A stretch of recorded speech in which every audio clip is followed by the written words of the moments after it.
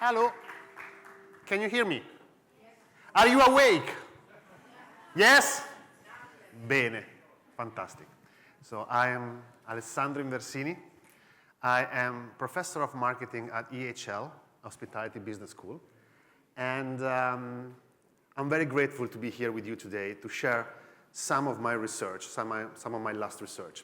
But before doing so, I was asked to, it's a bit high, isn't it, to introduce you EHL.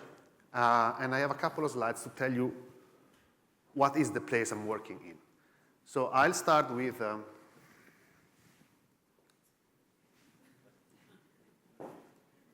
yes, I start with a timeline. So EHL was founded in 1893 as the first world hospitality school. And we are evolving over these years. Fair enough, fun fact, this year is the 100th anniversary of our alumni association. I know that the Athens chapter is here. Ciao.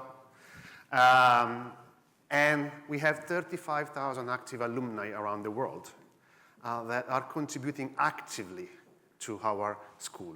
We have bachelors, we have masters, we have DBAs.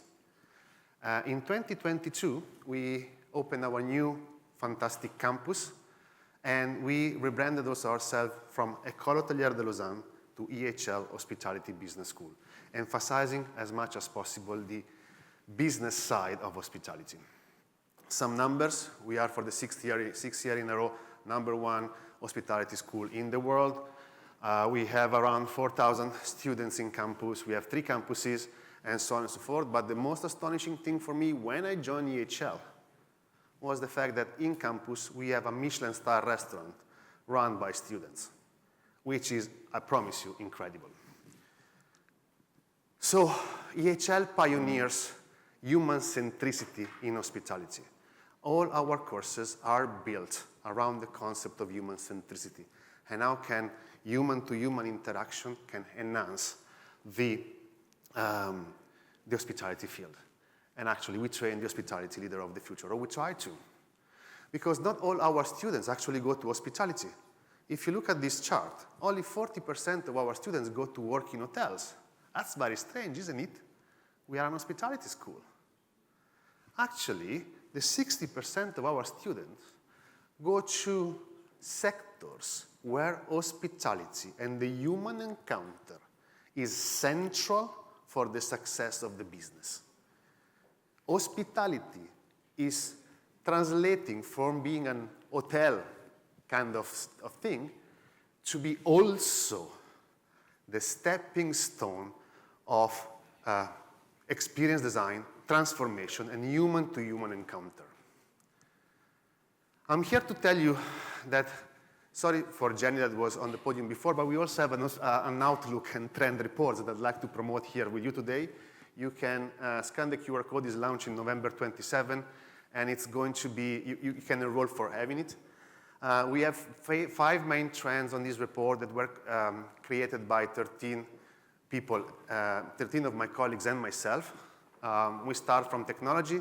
We talk about AI in the report. So what we are seeing today in terms of AI, generative AI, is just the surface. We are scratching the surface.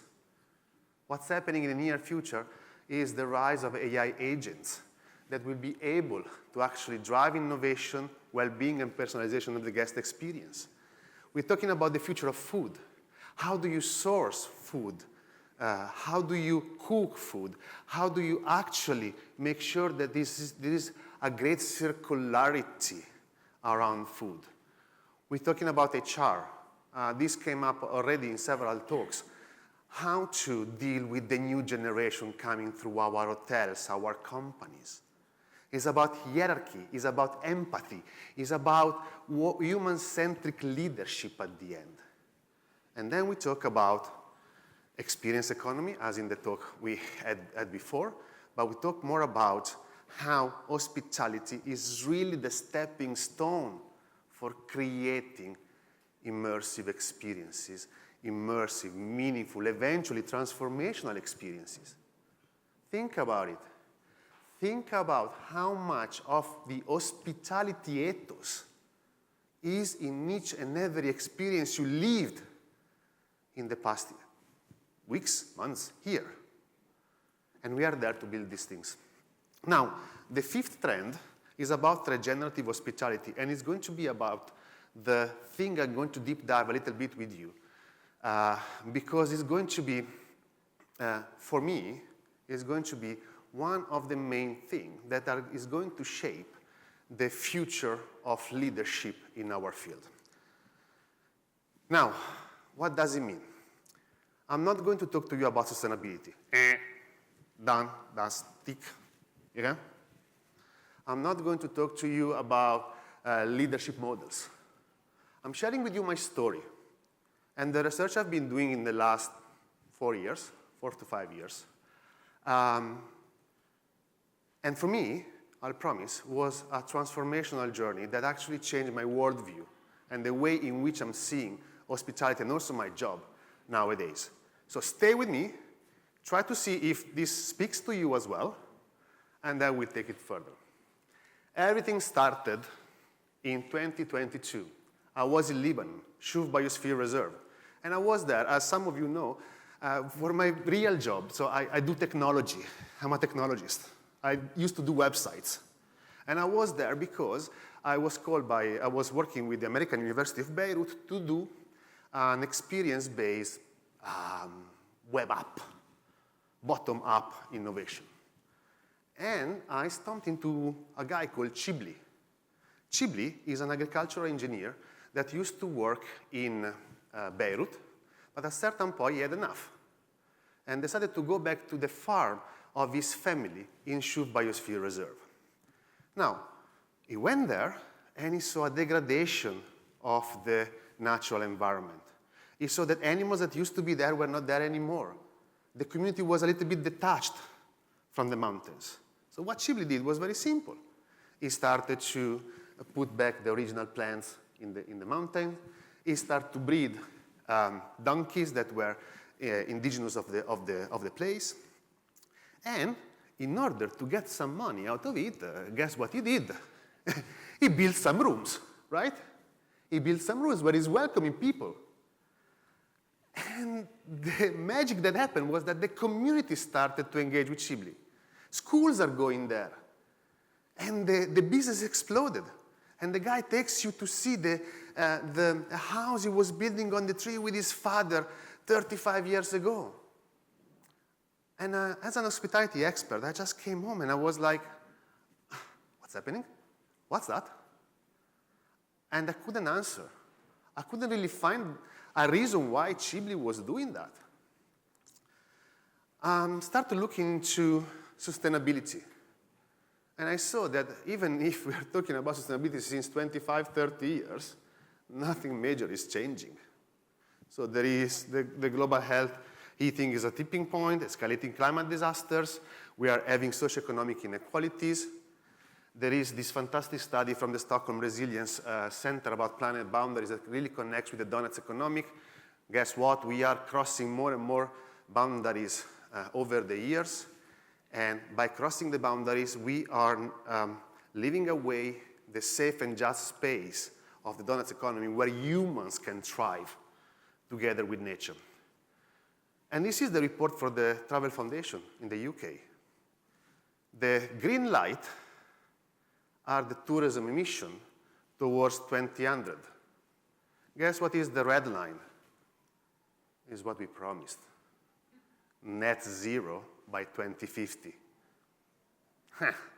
Interesting, isn't it? Do you remember the time in which emissions decreases instead of increasing? There was a specific time in which in every city emissions decreases and the quality of air was way better. Was during COVID. And how were we during COVID as an industry?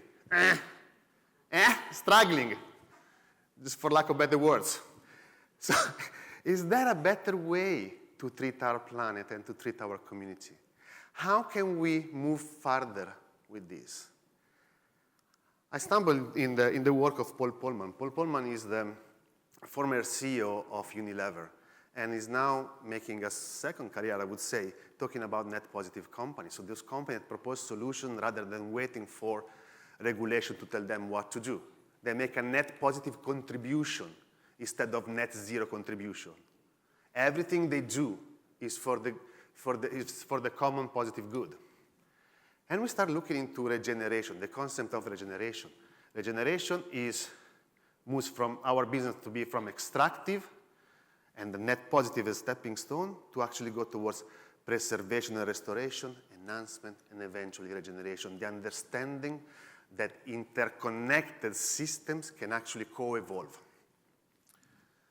We build a model in which we say, okay, regeneration for us is net positive contribution to the natural and social ecosystem, but also in hospitality, we are very lucky, guys, because we also have this thing here. It's net positive contribution, eventually transformative contribution in the relationship within us and our guests. We can make a difference to our guests. An example of place intelligence is Fogo Island in Canada. They actually built this hotel based on the feedback they received from the community. So it's built in a way that resembled the old fishermen houses. People intelligence, retreat economy. We just heard about that in the previous talk.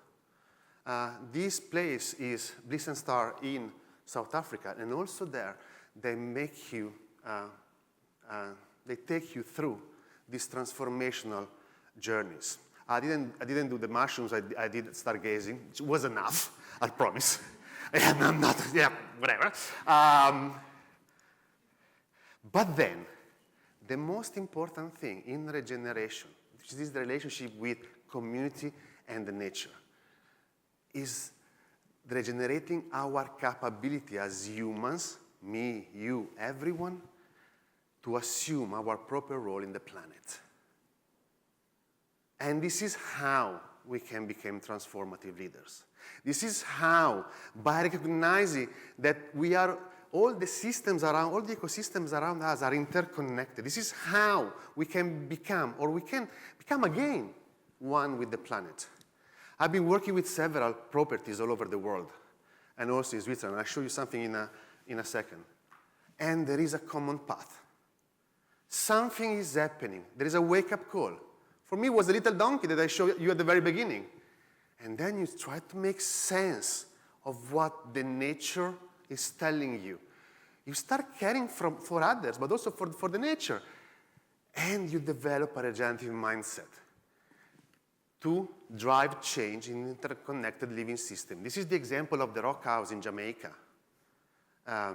Paul Salomon, when he bought this place, he wanted to diversify his investments.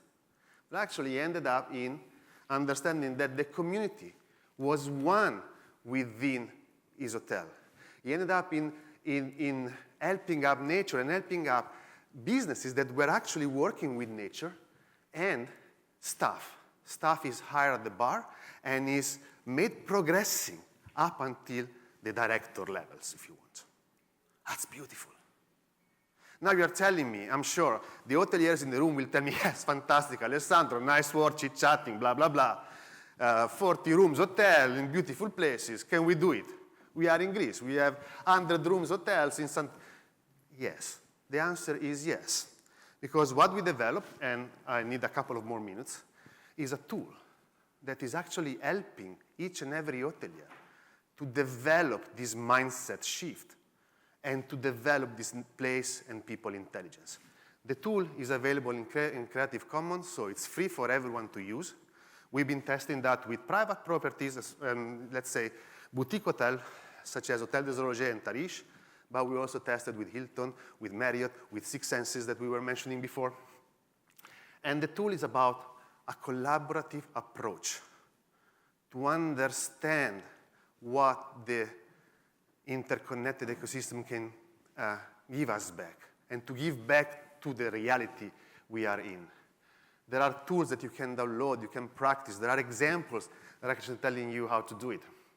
And fun enough, and this is the most interesting finding of my research, each and every single property will understand this in a completely different way, from big properties to camping sites. We've been working with two properties, two American brands, 6 meters apart, same clientele, same price range, more or less same size. They understood their ecosystem in a completely different, and they were interacting with their ecosystem in a completely different way. Why? Because you, as an hotelier, you are the protagonist, the main character of this transformation. And at the end, the way in which you will see the world, your worldview, we say, is going to be completely different. And regeneration and this interconnected living system approach is easier for this. So this is me. Please do feel free to get in touch. This is my book that is going to be published in March. Thank you very much.